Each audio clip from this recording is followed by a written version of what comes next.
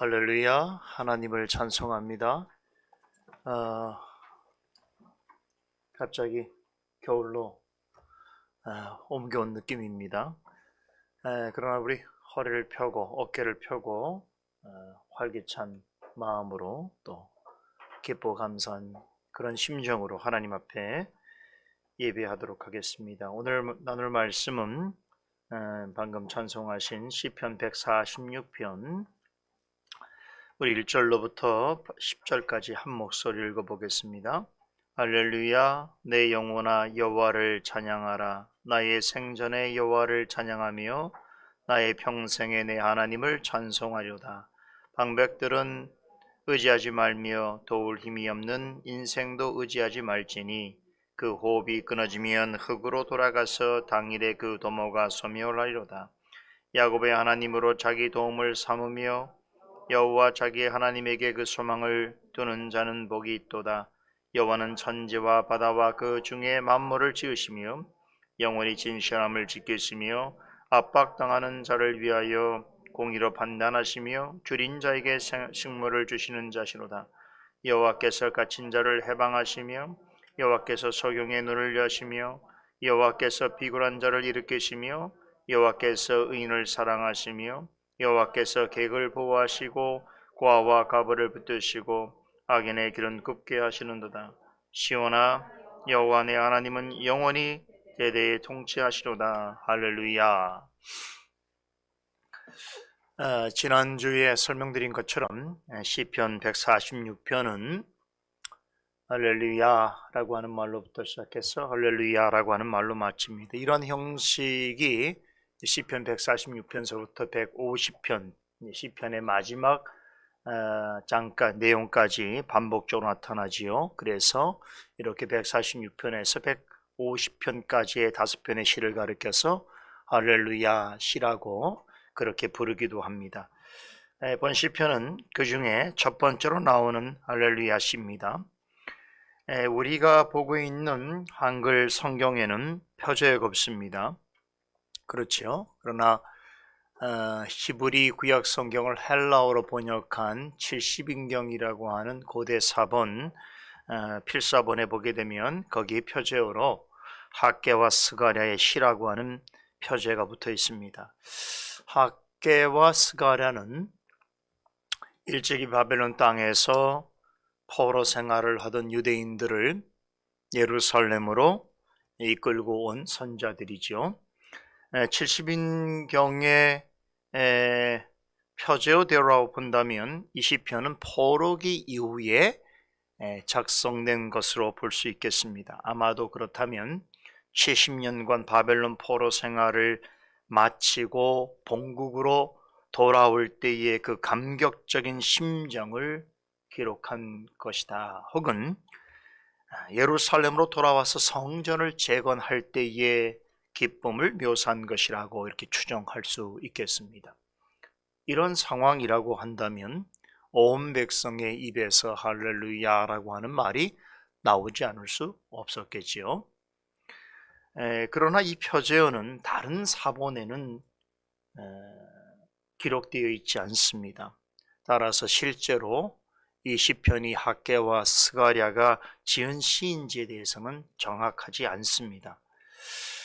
그리고 지난주 이 시간에는 할렐루야라고 하는 이 단어를 좀 집중해서 우리가 함께 살펴보았는데요.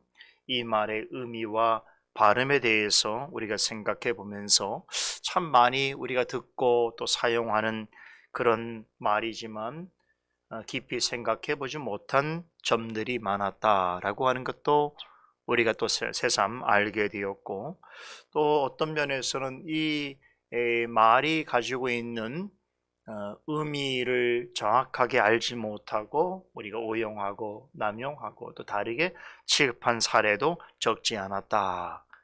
이런 것들을 다시 한번 우리가 반성하면서 또 이 단어 가지고 있는 의미와 또 그 뜻을 우리가 바르게 또 생각해 볼 수 있는 그런 시간을 가졌습니다. 자, 오늘은 이 본문 내용을 중심으로 해서 본 시편이 우리에게 전하고 있는 의미와 교훈에 대해서 핵심적인 내용들을 함께 상고해 보려고 합니다.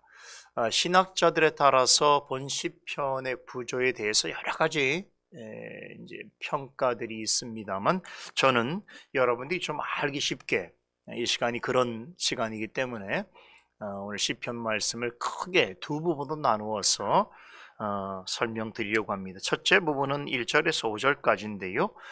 실제로 시인이 하나님을 찬송하는 내용이라고 한다면, 둘째 부분은 6절에서 10절까지인데, 먼저 6절에서 9절에서는 하나님을 찬양해야 하는 근거를 제시합니다. 그리고 마지막 10절에서는 지금까지의 진술을 근거로 최종 결론을 제시하면서 본 시편이 마무리되어지고 있습니다. 자, 먼저 우리 첫 부분 1절, 2절을 다시 한번 같은 목소리로 읽어보도록 하겠습니다. 할렐루야, 내 영혼아 여호와를 찬양하라. 나의 생전에 여호와를 찬양하며 나의 평생에 내 하나님을 찬송하리로다. 자, 말씀드린 대로 본 시편은 할렐루야라고 하는 말로 시작하고 있죠. 무슨 뜻이라고 했습니까? 하나님을 찬송하라. 영어로 praise the God, praise the Lord 이렇게 번역이 가능하다고 했죠. 그런데 엄밀하게 말하자면 2인칭 명령이라고 했죠. 너희는 하나님을 찬양하라입니다. 자, 그러면 여기서 너희라고 말할 때에 누구를 지칭하는 것인가? 누굴까요? 자, 바로 하나님을 예배하기 위해서 나온 여러분 같은 회중입니다. 자, 이런 이유 때문에 전통적으로 본 시편은 회중을 예배로 초청하거나 또 회중과 함께 예배를 드릴 때에 낭송되곤 했습니다. 유대인들 같은 경우는 시편을 예배에서 첫 번째 예배를 드릴 때 사용하는 대표적인 시편입니다. 자, 1절과 2절에 보면 하나님을 찬양하라라고 하는 말이 3번이나 나오지요. 할렐루야라고 하는 말까지 포함하면 4차례나 반복되어지고 있다는 것을 볼 수 있습니다. 이렇게 여러 차례 하나님을 찬송하라고 하는 이 말을 반복하면서 이 시편이 시작되고 있다는 것은 우리에게 대단히 중요한 교훈을 제시해 주고 있습니다. 모든 사람에게는 각자 사는 이유가 있겠지요. 자, 그렇다면 모든 인생에게 있어서 공통적으로 요구되어지는 삶의 궁극적인 목적은 무엇인가? 왜 모든 사람은 무슨 목적으로 살아야 할 것인가? 일찍이 성령께서는 이사야 선지자의 입술을 통해서 이렇게 증거해 주셨습니다. 이사야서 43장 21절에 이르기를 이 백성은 내가 나를 위하여 지었나니 나를 찬송하게 하려 함이니라. 사도 바울도 에베소서에서 이와 같은 맥락의 말씀을 이렇게 전합니다. 에베소 1장 11절 12절 말씀인데요. 모든 일을 그의 뜻의 결정대로 일하시는 이의 계획을 따라 우리가 예정을 입어 그 안에서 기업이 되었으니 이는 우리가 그리스도 안에서 전부터 바라던 그의 영광의 찬송이 되게 하려 하심이니라. 여러분, 어떤 시인이 그 시에서 이렇게 묻지요. 왜 사냐건 묻는다면 뭐라고 했다고요? 그저 웃지요. 이렇게 답을 했습니다. 그런데 우리 그리스도인들에게 누군가가 왜 삽니까? 라고 묻는다면 뭐라고 말해야 되겠습니까? 그냥 웃음으로 끝날 일은 아니지요. 오늘 이 말씀에 우리가 근거해 본다면 누군가 우리에게 왜 삽니까? 이렇게 물어본다면 뭐라고 답해야 되겠습니까? 하나님을 찬송하기 위해서입니다. 이렇게 답변해야 되겠죠. 여러분, 누가 여러분에게 묻는다면 이렇게 답변할 수 있을까요? 좀 머뭇거리지 않을까요? 그죠? 뭐 저 같은 사람이 물을 때는 목사님이 묻는 거니까 이렇게 답한다고 생각하지만 뭐 누군가가 여러분들에게 이렇게 갑자기 묻는다면은 내가 하나님을 찬송하기 위해 산다고 하는 말을 입 밖으로 낼 수 있을까? 그죠? 저는 할 수 있을 것 같아요.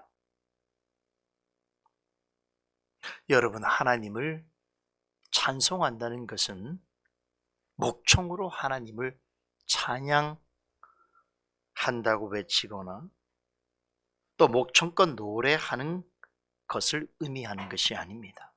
2절에 보면 나의 생전에 그리고 나의 평생에 하나님을 찬송해야 한다라고 말하지요. 여기서 생전에 평생에라고 하는 말은 같은 뜻입니다.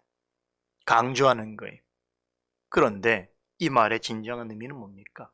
목숨이 붙어 있는 한, 이 땅에서 살아 숨쉬는 동안 하나님을 찬양하는 삶을 살겠노라. 결코 하나님을 찬송하는 삶을 중단치 아니하겠노라고 고백하는 것입니다. 자, 이렇게 말하면 어떤 이는 어떻게 사람이 평생 동안 쉬지 않고 하나님을 찬송하며 살 수 있단 말입니까? 라고 그렇게 물을 수 있습니다. 이 말은 우리 데살로니가 전서 5장 17절이죠. 쉬지 말고 기도하라 라고 하는 말씀이 나오니까 어떻게 꼬박 24시간 동안 쉬지 않고 계속해서 기도할 수 있습니까? 라고 묻는 의문과 비슷한 말이지요. 사도 바울의 해석에 따르면 너의 생전에 너의 평생에 하나님을 찬송하라 라고 하는 말은 너희가 먹든지 마시든지 무엇을 하든지 다 하나님의 영광을 위하여 하라 라고 하는 의미인 것입니다. 여기서 말하는 먹든지 마시든지 무엇을 하든지 라고 하는 말은 어떤 특정한 행위를 가리키는 것이 아니죠. 삶 전체를 포괄해서 표현한 것입니다. 일종의 대유법이죠. 하나님의 자녀는 자신의 삶 전체를 통해서 하나님을 찬송해야 한다는 것입니다. 왜 그렇습니까? 우리가 하나님의 자녀로 살아가는 그런 삶이란 하나님의 은혜와 보살핌이 아니고는 불가능하기 때문입니다. 하나님의 도우심과 인도하심이 있기에 우린 이 세상에서 하나님의 자녀로 살아갈 수 있는 것입니다. 우리가 살면서 느끼고 맛보고 누리고 깨닫는 모든 것이 하나님의 은혜인 것입니다. 하나님께서 날마다 우리의 호흡과 생명을 지켜주시고 우리에게 건강과 물질을 주시고 우리에게 부모와 자녀와 가족과 교회와 직장과 할 일과 여건을 허락해 주신 것입니다. 믿음으로 사는 성도는 그래서 나의 나된 것은 하나님의 은혜다 이렇게 고백할 수 있는 것입니다. 나의 하루하루의 생활과 삶에서 누리는 모든 것이 어디로부터 시작되었는가? 사실은 하나님의 덕분입니다. 그러기에 이 사실을 깨닫는 하나님의 자녀는 날마다 어떤 일에 있어서도 하나님께 감사하고 그분을 높일 수밖에 없는 것이지요.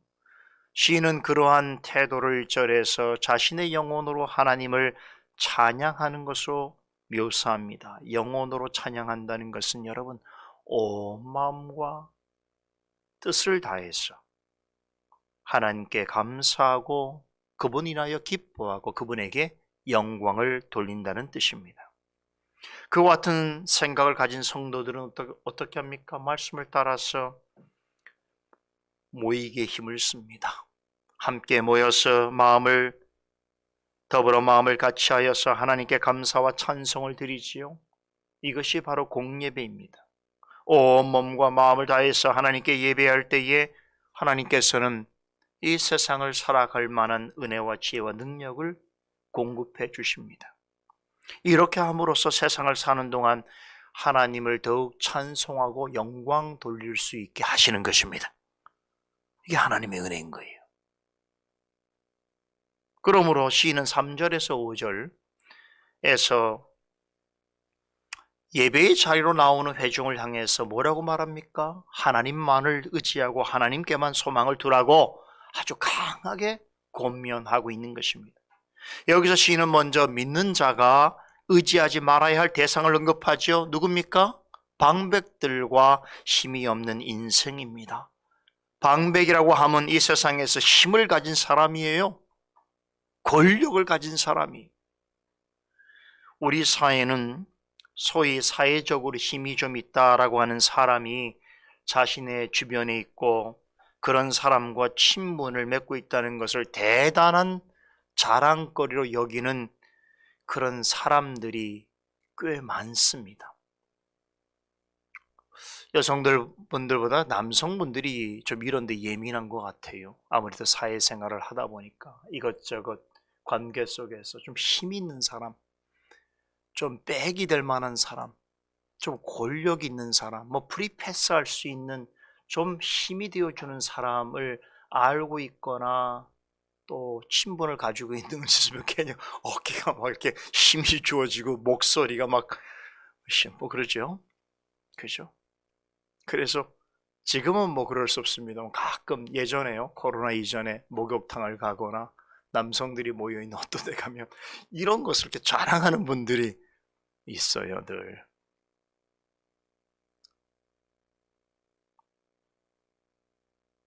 그러다 보니까 어떤 사람들은 아주 불법적이고 불의한 방법을 동원해서라도 힘 있는 자들과 관계를 맺고 그들로부터 도움을 얻으려 하는 것이죠.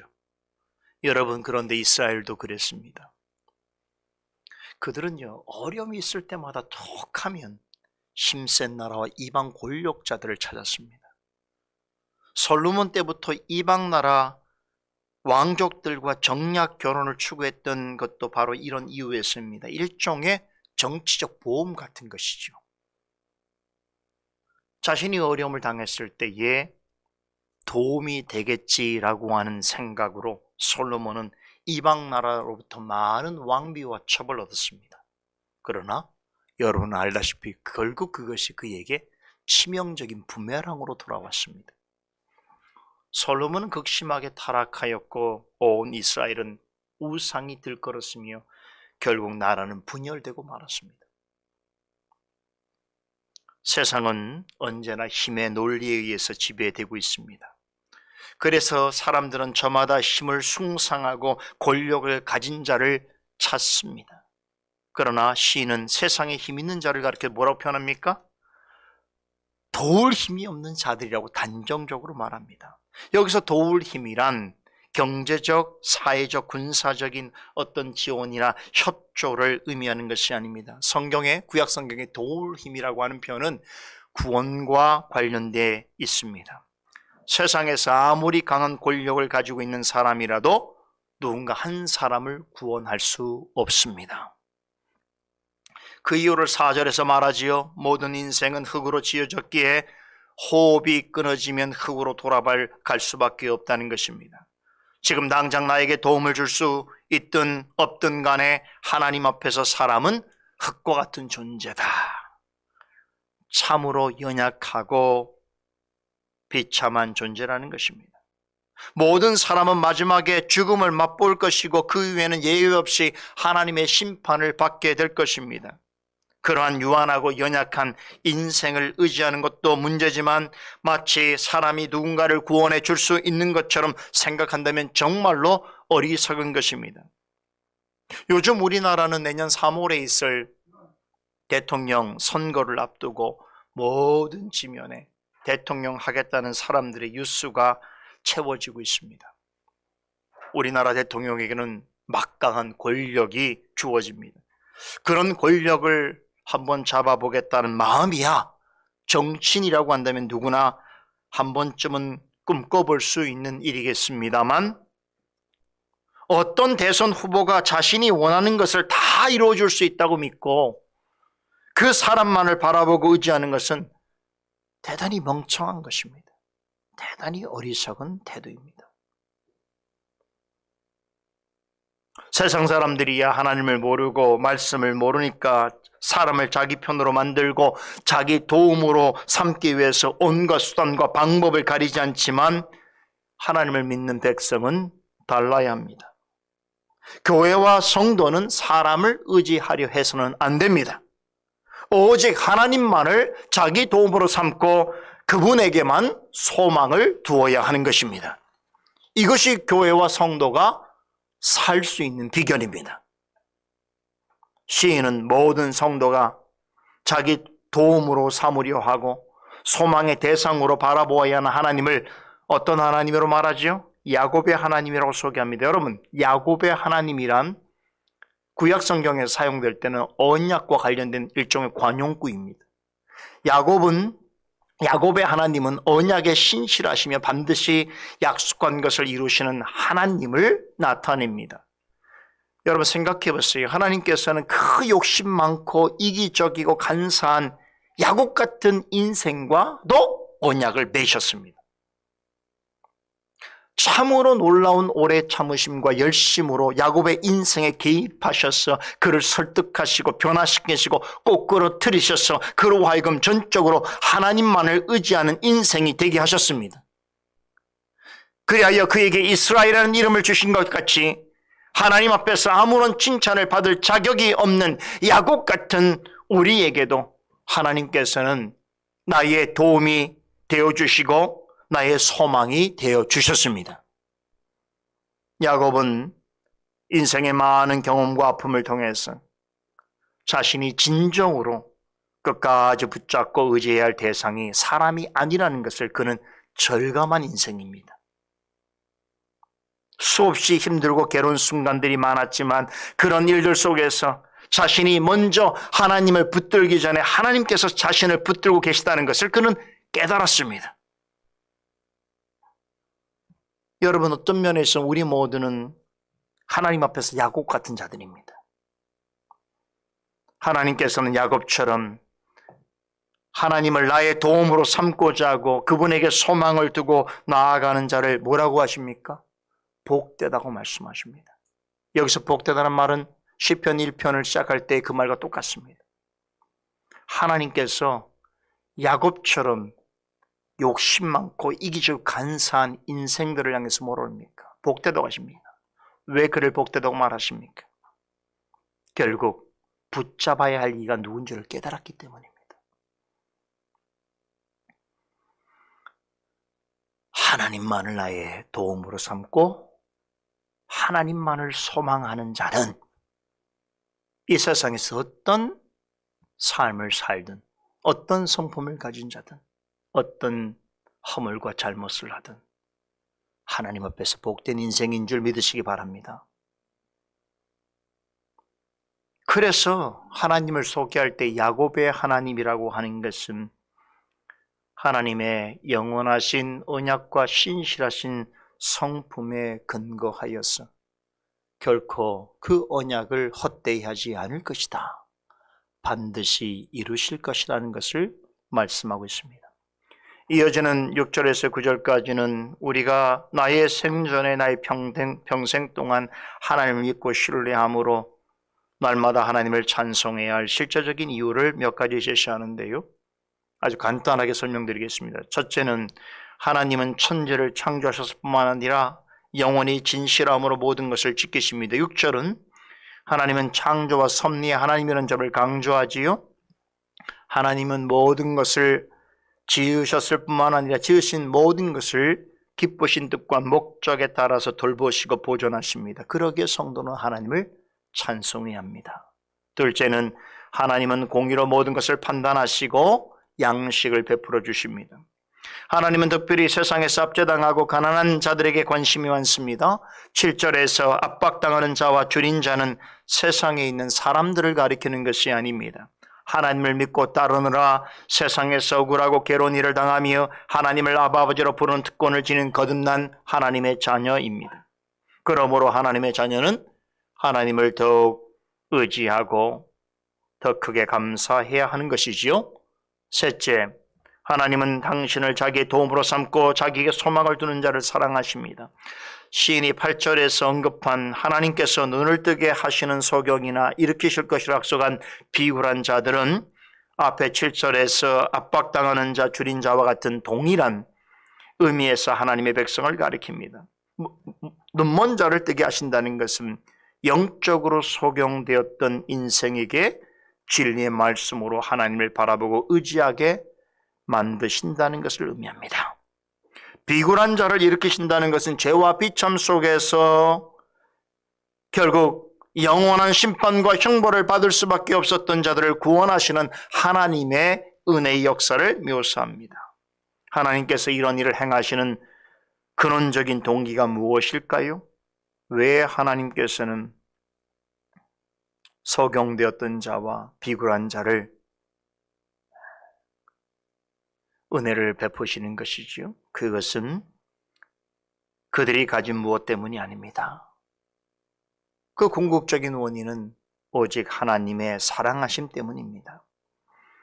하나님께서는 그리스도 안에서 택하신 자들을 너무나 사랑하셔서 독생자 예수 그리스도를 그들을 구원하시기 위하여 십자가의 희생제물로 아낌없이 내어놓으셨습니다. 그래서 예수 그리스도의 고난과 십자가 죽음은 하나님께서 당신의 언약 백성들을 얼마나 지극히 사랑하시는가를 분명하게 나타내는 표지인 것입니다.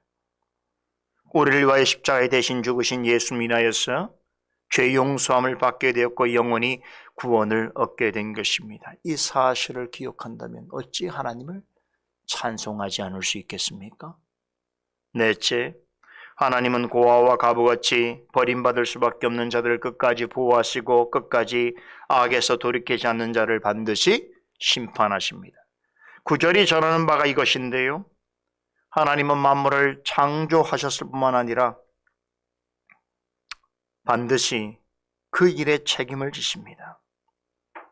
세상 끝날까지 하나님이 지으신 모든 것들을 사랑으로 돌보시고 또 공의로 심판하십니다. 그렇게 하심으로 모든 시간 안에, 즉 과거, 현재, 미래 속에 존재하는 모든 것들을 다스리시는 절대 주권자라고 하는 사실을 분명하게 드러내십니다. 그러하신 하나님의 거룩한 통치 가운데 그의 나라와 그의 백성은 영원무궁할 것입니다. 그러기에 시인은 하나님을 예배하러 나온 모든 성도들을 향하여 다음과 같이 권면하면서 또한 촉구하면서 본 시편을 마무리하고 있습니다. 우리 다 같이 10절을 한 목소리 읽어보시죠. 시온아 여호와 내 하나님은 영원히 대대에 통치하시로다. 할렐루야. 여러분, 지금까지 살아온 것이 하나님의 은혜인 것을 믿습니까? 앞으로도 대대로 하나님의 은혜의 통치를 받기를 원하십니까? 그렇다면 하나님을 찬송하십시다. 이게 답이에요. 하나님을 찬송하는 자, 무엇을 하든지 하나님께 영광을 돌릴 목적으로 사는 자는요, 그 인생뿐만 아니라 대대로 그의 가정과 그의 후손과 그와 함께하는 모든 것을 하나님이 책임져 주십니다. 그러므로 하나님만을 나의 도움으로 삼고 그분만을 소망하는 자에게는 언제나 기회가 있는 것입니다. 언제나 은혜와 축복이 있습니다. 기도하십시다. 거룩하신 하나님, 오늘도 시편 146편의 말씀을 통해서 우리가 이 땅을 살아가야 될 궁극적인 의미와 목적이 무엇인지를 다시 한번 말씀을 통하여 깨닫게 하시니 감사를 드립니다. 하나님 말씀 앞에 설 때만이 우리 인생의 참된 의미를 생각하게 되옵나이다. 오늘도 성령께서 말씀을 통하여 우리의 마음을 조명하여 주시고 깨닫게 하시며 다짐케 하신 귀한 말씀의 은혜와 교훈들을 양분 삼아 오늘도 하나님 앞에 우리의 마음과 뜻과 정성을 다하여서 찬송드리고 영광 돌릴 수 있는 귀한 성일 될 수 있도록 인도하여 주시옵소서. 오늘 하나님께 예배하기 위하여서 예배당에까지 찾아오고 또 온라인을 통해서 예배에 참여하는 모든 성도들을 긍휼히 여겨주시고 저들의 모든 삶과 저들이 행하는 삶의 여정 가운데 오직 하나님을 나의 도움으로 삼고 하나님께만 소망을 두는 삶이 되게 하여 주시옵소서. 예수 그리스도 이름으로 기도드리옵나이다. 아멘.